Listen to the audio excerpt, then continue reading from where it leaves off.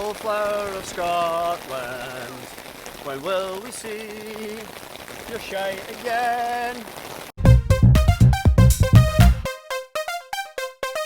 Alright, I'm Craig and this is Diary of an Angry Scottish Golfer.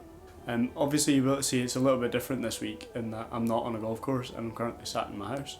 So the reason being is the video that I'm going to put out this week is some highlights from the first ever session I've had with a golf psychologist. So I had a session during the week with a guy called Tom King, who's one of the golf psychologists from Winning Golf Edge, a golf psychology company. They work with a lot of players from guys like similar level to myself up to kind of European tour players, but they also work with kind of just handicap golfers in general, really club golfers. So I'm gonna I've had the session. It was about an hour long. It was really good. I really enjoyed it, and I've put together some highlights. Like I've kind of trimmed out some highlights. I thought it maybe is quite interesting because having a session with a golf psychologist is something I've thought about doing for a long time, and I know a lot of guys would read like Bob Rotella books and stuff, and people have got an idea of golf psychology, and a lot of the things I know from myself, I would think I don't really need to see a golf psychologist. Like I know how to think positively and stuff. So basically, yeah, I had the session. I really enjoyed it thoroughly, and I'm just going to show you guys some of the highlights from it. So yeah, without further ado, do you know it's really hard doing this in your house as opposed to on the golf course because you've got unlimited availability to like unlimited takes. So this is about the 10th time I've done this. This is the one that I'm going with though. So I'm just sitting here, bloody doing this over and over again. As always, it would be cool if you guys could subscribe if you've not already subscribed. It doesn't ever cost any money. Someone asked me during the week, does it cost money? No, it doesn't cost money. It will never cost you money. It's always completely free. All you need to do is hit the subscribe button. I'm gonna muck around with hopefully putting up like a little animation that'll come up and you can click on subscribe. But yeah, I realise this is just me chatting in my living room. It's probably a bit boring. But yeah, please enjoy the session, and thank you very much for watching. So, my first question to you, Craig, is how can I help? I think for the longest time, I play at like a reasonable standard. I'm off 4. I was off 3, and then I moved golf clubs last year, and I went to a different golf course with one of my mates, and I went up 30 competitions in a row. Okay. Yeah, so like I just had a complete head off season, like and it just kind of kept on going from bad to worse, and a lot of it, almost all of it, I would say, was to do with my attitude and my mindset on the course. Like I was almost showing up expecting it to go wrong because it had gone wrong for so many times in a row, and I was just like kind of going through the motions. I was almost at a point where it was like, surely if I keep showing up, I'm gonna have a score at some point. Yeah. But then I almost went past that, and I was like, I might never have a score again. Like I thought at one point I was like, I could just go up to like 18. It was just getting horrendous. But in terms of like my ability, I mean, I'm a reasonable golfer. Like I've shot like my best rounds like a 6 under par. I've shot in medals. I've shot like a couple of 2 unders and 1 unders and stuff. Like I'm decent. Or like I hate saying that. Like that. I hate bigging myself up, but I am all right. I've had a lot of lessons, and all I ever get told is, you hit the ball really well. You should be this. You should be better than you are. And it like even as recently as a few weeks ago, I had a golf lesson, and I was hitting it really good. And the guy I see for lessons was like, he said, I played with a guy who's on the Euro Pro Tour, and he said, there's like he doesn't hit any better than you. So it's just, I think that my mindset's always been the thing that's held me back. A lot of my mates are good golfers, and I notice stark differences in the things they think and the things I think. Let's start with that then. In terms of their thinking, what patterns in their thinking do you recognise that you'd think that you'd do better if you thought in that way? Say if I hit a really good drive and I smoke one like 300 yards down the middle, and if I've got like a 50-yard pitch in, like I know from literally hearing them say out loud, hearing my mates say out loud, they're like, oh, watch this. This is gonna be great. And in my head, I'm like, what if you fat this a foot in front of you and you've just wasted that drive? I'm kind of just always waiting for it to go wrong, to go tits up, basically. Yeah. And is this in competition play, in general play? Is it across the board or what? It's probably more, it's more exaggerated in competition because obviously it matters more. Yeah. I tend to focus on the worst possible outcome, and I think one of the reasons why again I started the YouTube thing was I used to I used to think more about what someone else would think of the outcome. So if I Yeah. was playing with someone and I was like, I would almost think, Jesus, don't make an arse of this in front of them. Yeah. And that's why I started that, because I was like, I need to stop worrying about what other people think. Yeah. Just kind of try and start concentrating on the right things anyway. It sounds really, really bad now when I talk about it with a professional like yourself. Please, please don't think that I've not heard this before, because I just need to normalize it for a second, because that's, the kind of stuff that you talk about is what I experience every hour of every day. So please don't think you're on your own in that. You mentioned earlier that you'd read some Bob Rotella stuff. What's kind of your experience of sports psychology? Just that, literally just I've listened to I read, I think a book called Zen Golf when I was a bit younger, and then I read Putting Out of Your Mind. Yeah.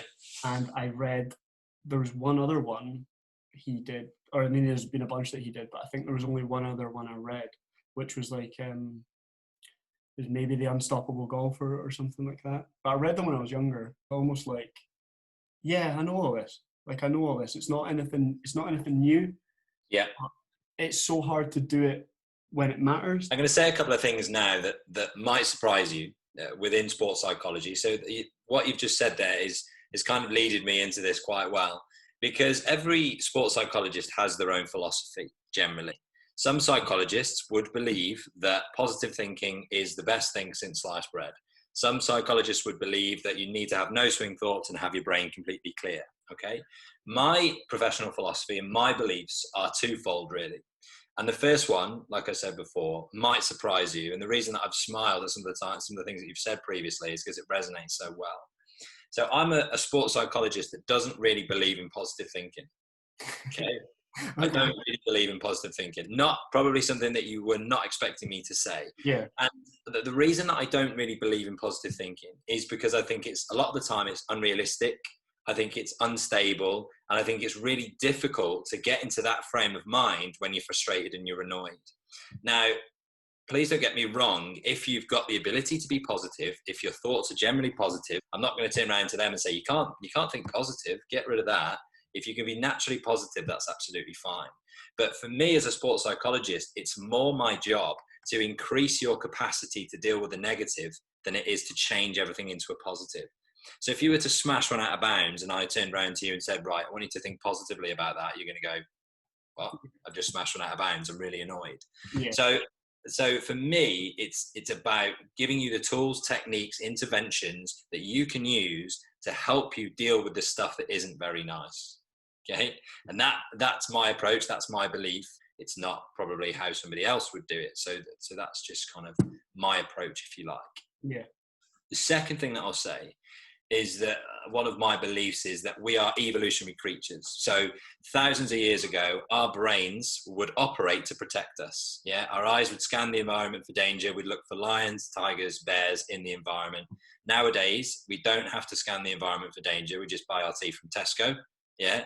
So ultimately, we have no rational fears in our environment, really, within sport sometimes. However, our brain still works in exactly the same way. Your brain will still scan that environment for danger. And the dangers in the modern era, again, a smile from what you said earlier, is looking stupid in front of your friends, being embarrassed, not performing the way that you want to perform because that's something that you care about. So your brain will interpret these situations as dangerous. So the reason that you feel anxious, the reason that you say to yourself, don't fat it, is because your brain is just trying to protect you in that moment. That's the only thing that's going on. So those are the kind of two main approaches that I hold within sports psychology as a kind of personal professional philosophy. I don't believe in positive thinking. I think it's unrealistic. And we are evolutionary creatures that just continue to scan the environment for danger, which is why we get the feelings of anxiety, worry, fear, etc., etc. That's all that's going on, is your brain is just going, I don't want to be in this situation. What do I need to do to get out? Yeah. Does that make sense? Yeah, totally, completely. I'm glad. I like that, because previously it's just like, ignore the out of bounds that's up the left. Like, it's not even there. And I'm just like, my head's like, no, it's there. It's definitely there. And like I said, I just need to normalize that a little bit, because that's what happens when we play golf all the time. Whether you're a 28 handicapper beginner or whether you're a European Tour professional, the thoughts are generally the same. Your brain is just trying to protect you, whether it's, you know, trying to avoid you from hitting a particular shot or trying to steer you away from a situation. All it's doing is trying to protect you from looking stupid, feeling embarrassed, etc., etc. Now, in something that you mentioned earlier about the books, you know, reading sports psychology books, that's great because they give you an insight into kind of techniques and tools that you can use in order to help. But what they don't do is perhaps give you a more individualized plan of why that might be. So it might be that you get more anxious because you're worried about what that person's doing over there. It might be that you get more anxious because you're so concerned about score. It's so individual that, you know, that's why people get much more benefit from actually talking to a sports psychologist, because it can be an individualized plan that can help you progress and move forward. So let's take a pre-shot routine. Do you have a pre-shot routine that you go through consistently? No, I started thinking I should probably get a pre-shot routine, but yeah, sometimes I will have one practice swing, sometimes I won't have any, sometimes I'll have, I mean, there's a couple of things that I'll always try and do, but I don't have a structured pre-shot routine, though. Yeah, and again, you know, in terms of what actually goes into the routine, it's very individualized, and there's not a kind of prescribed amount of practice swings that you have to have. There's not a prescribed amount of kind of thoughts that you'd have. Again, it's very individual to you. So I wouldn't say to you, right, you need to have 3 practice swings, and then once you step in, you need to do this, this, and this. It might be that you have a really difficult shot that you want to play, that you might have 10 practice swings because you're trying to flop it over a bunker to a short-sided pin. So, you know, that can vary dependent on the situation. I'd be fine with that, but we'll talk about that a little bit more later. Visualizing the shot that you're trying to play. How often do you reckon you do that?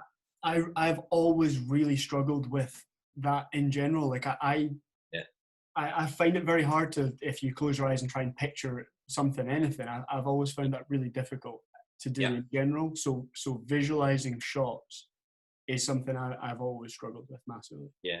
So and again, it's one of them. Imagery can be really helpful dependent on the situation, dependent on the client.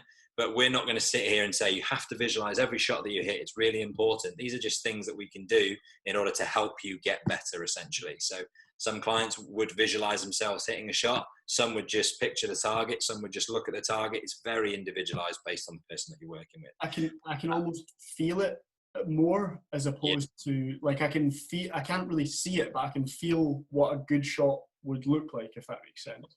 So that's my version of, like, which again is absolutely fine. But ultimately, these are the kind of tools and techniques that you would think about and do on a regular basis in order to improve your golf. And what you would also find as well, in our experience, is that if you've read a Bob Rotella book, if you've read an article, if you've read something over the internet, this is what you would generally find. You talk about pre-shot routines and visualizing shots and that kind of stuff, which is fine. But unfortunately for us, we're human beings. We're much more complicated than just a simple set of processes. And that goes down to our attitude level. Now, on this level, we've got mastery versus ego. Now, your mastery golfer is kind of gains motivation and gains confidence from skill fulfillment, getting better. It's very much golfer versus golf course when you're looking at a mastery golfer. Whereas when you look at an ego-orientated golfer, yes, that person generally wants to win, but it doesn't necessarily have to be limited to that. It can be comparisons to other people, fear of what other people think. You know, that comparison with others can influence score and influence everything else as well. So it's not just a score comparison, it can be a comparison with others. It's kind of golfer versus golfer as opposed to golfer versus golf course when it comes to mastery. And if we're honest, this is where a lot of the issues within golf come, and especially at elite level in professional golf, because everybody wants to win. Everybody wants to shoot a good score. And the game of golf naturally lends towards that ego orientation, because you've got a handicap that apparently represents how good you are. You've got a scorecard that you mark after every hole. You've got leaderboards going around the golf course to tell you where you are in comparison to everybody else. You've got a leaderboard when you get back into the clubhouse that tells you who's won that and who's won this. So the game very much lends towards that kind of orientation, which, you know, please don't get me wrong. I'm not sitting here saying winning isn't important, because of course it is. Yeah. But if all of your confidence and your motivation is based on that winning, and you don't win, then it's not a surprise that you're lacking confidence and struggling to kind of get up to play, if that makes sense. Yeah, it's hard because, I mean, you could have a really good career on the European Tour and never win. Yeah. When you play golf, like you say, you're only playing your best golf probably 5 or 10% of the time. The rest of the time, you're battling against your brain, you're battling against the elements, you're battling against the skill acquisition of the sport itself, you know. So it's a really difficult game, and I'm pleased it is, otherwise I wouldn't have a job, right? But, yeah. But ultimately, you know, the attitude holds strong power to how we perform as golfers and individuals, really. Is there parts of that you can see yourself in? Yeah, for sure. Yeah, 100%. Like, I noticed right off the bat that I don't really have a lot of processes that I use. There's not a whole lot I do on the course in terms of focus on processes, as opposed to, like, I do have goals. That's one thing that I think I'm pretty goal orientated. So that's maybe one. I would say that I'm definitely more mastery as opposed to ego. For example, 2 weeks ago or something, I ended up winning a competition at our golf club, and it was one of the ones that's like one of the meetings, you know, so you get like a trophy and stuff. And I couldn't care less about that. I was more bothered about what was the CSS going to be, how much was I going to get cut off my handicap.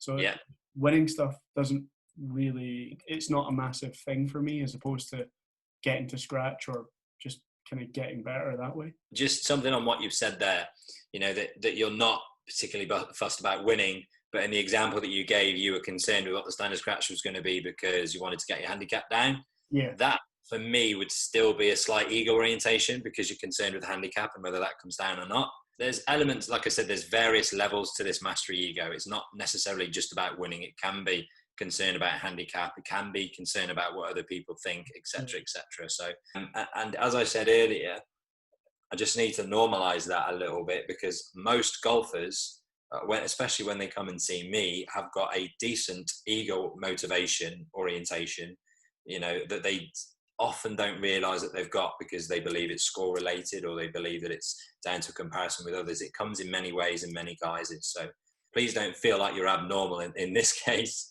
You know, I see this all the time. What I will say about it, though, that the metaphor that I always use is, you wouldn't go into a gym and say to a personal trainer, look, I want to lose 3 stone, and then expect to walk out of that gym an hour later 3 stone lighter. You know, there's tests that you go through, there's a program that you need to follow, there's the plan that you need to follow, and hopefully after a certain period of time you will have lost that 3 stone. The same works in sports psychology. So we have a conversation, we discuss things that you're dealing with, we measure things that you're dealing with to a certain degree, and once we have that information, we can start to kind of move forward and help you in a direction that hopefully will help you to perform better and play better golf.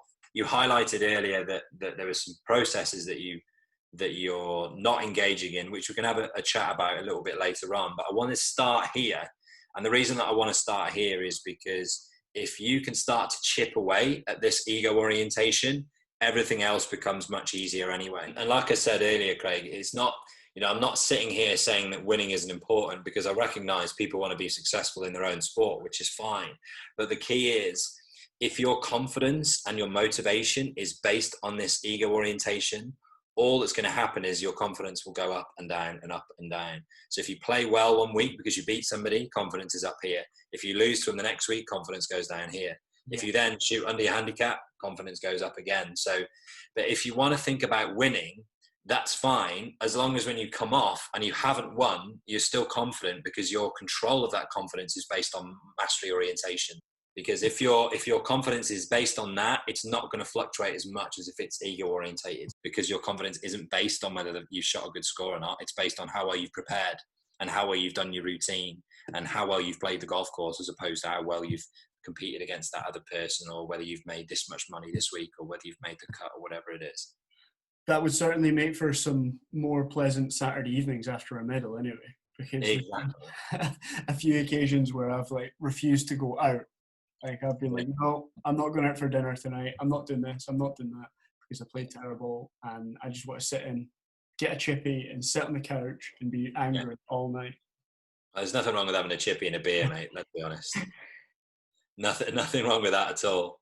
But there are certain things that are a little bit more short term, like the processes that you've mentioned, i.e. haven't really got a structured routine, don't visualize your shots, which is fine, but there might be a better process for you to do that. And you've already mentioned that you were quite goal orientated anyway, so that's fine. You were mentioning earlier about thoughts that you were having. So I don't want to fat it in front of this person, or I'm worried about, something that's going to happen in 3 holes time. I'm level par with 4 holes to play. You've got that crystal ball cut prediction or win prediction. I'm going to come down 0.4 if I, par the next 4 holes or whatever it is. There's two kind of distinct things apart from that underlying ego orientation. There's two kind of distinct things that are really important for me here. The first is your attention, and the second is recognizing what your thoughts are doing and why they're doing it. Okay, so our attention on the golf course is generally in one of 3 places. Okay, it's either in the past, it's in the future, or it's on task, yeah? Or if you want to call it in the present, that's fine as well. Those thoughts that you tend to have, the negative ones, the unhelpful ones, which we'll come to in a second, are generally in those, either the past or in the future. Am I right in saying that? Yeah, for almost exclusively. Exactly, yeah. And that attention jumping to those places is going to cause havoc with what you're trying to do, because your brain doesn't know what you're trying to do when you're trying to do it. Your brain is being so distracted by something that you've done wrong 3 holes ago, or something that you're concerned about in 4 holes time, that you're not paying proper attention in the moment, on the task, at that time when you need to be.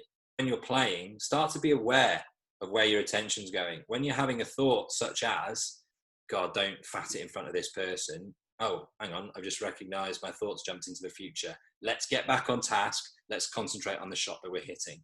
Now, that's very easy for me to sit here and say that. I know that, when we play golf, your brain will want to do other things. Okay, your brain will want to do other things, which is fine, which leads me to my next point. I don't tend to think of thoughts as being positive or negative. Okay, and I'll tell you why. Because we tend to think of positive thoughts as the best that we can get, and we always want to get positive thoughts. And we tend to think of negative thoughts as thoughts that we really want to get rid of, that I can't have in my brain, because if I have them in my brain, then it's going to interrupt everything that I do. The problem with that is we've got a big disparity between these two. So this is what I really want, and this is what I don't want. And we end up fighting between those two things. We either make a lot of effort to get up here, or when I'm down here, I just want to get rid of it. The reason that I change the way that thoughts are portrayed into unhelpful and helpful is because it brings that gap slightly closer. So we've got thoughts that are helpful, that lead us to where we want to go. And we've got thoughts that are unhelpful, that might take us away from where we want to go. But they're very similar in their descriptive nature, if that makes sense. Because what we tend to find is, if we're trying to get rid of a negative thought, we'll just end up fighting with that negative thought. And if we're trying to think positively and we're frustrated and annoyed about something, that's just not going to happen. What kind of exercise I'm going to do for you now? Can you give me a thought that you might have on the golf course that's kind of specific to you? Well, literally something I thought earlier on today was, if I shot 66, which is 3 under par, I'd be back down to 3. Okay. Yeah. And is it helpful or is it unhelpful, do you think? It's definitely not helpful. Yeah, because it takes you away from what you're trying to achieve, yeah? Because it's distracting you from what you're trying to do. What we need to recognize is that thought is still going to be there. It's just going to be lingering around in the back of our brain. And what we're trying to do is go, oh, that thought is in the future. That's unhelpful. Let's get back onto the task that we're trying to do. Yeah? So it's not about getting rid of it. Because if I said to you, Craig, next time you have that thought, I want you to not think about that. You're going to go, right, I can't think what? Oh, I can't think that I want to shoot. Yeah. And you end up in this downward spiral, right? That's kind of really inconsistent and really uncontrollable. So it's about recognizing that that thought is there, but being able to perform anyway is the long-term goal, is the gold standard. Does that make sense? That makes a lot of sense, yeah. Do you think that's something that you could do? Yeah, I think it's interesting because literally the competition I played was the one that I won. But prior to that, I played a round and I started with 9 bogeys and I played horrific. I shot, I think, like 83, played absolutely terrible. Couldn't strike a match. It was useless. And I was in such a bad mood. So this was on the Thursday that I came out on the Saturday, and all I was doing was trying to make birdies. And it was like, that was I was playing in such a bad mood, essentially. I think I'd went out in, I was like maybe 1 over through 8, which is reasonably all right. And the ninth hole was quite tight. I literally have never hit driver there in years. And I pulled out driver. And in my head, I was like, what are you doing? This is stupid. You've get over this. Like, you've got to a point now where if you just make a par here, that's all right. And then I was almost like able to wave it by. But my focus was on, no, I'm going for everything today. That is end of discussion. Yeah. And I ended up shooting 1 over par. But it was 1 over par with, again, I was 2 over on the 18th. And again, I had the same conversation was, mate, why are you hitting driver? This is stupid. Hit an iron down there. Take a par here and you're back down. I was off 5 then. It was like, you're back down to 4. Yeah. And then I was like, no, again, just concentrate on hitting this driver because I've said I've committed to going for everything. I ended up birdieing the last and I won the competition on better inward half. So it's like, I know I can do that focus because I've just done it literally the last time I played. The 2 things to take from this session are, number 1, start to recognize where your attention is going and be aware of that. And number 2, start to try and wave these unhelpful thoughts by, because those are the ones that are going to be interfering and getting in the way of everything you do.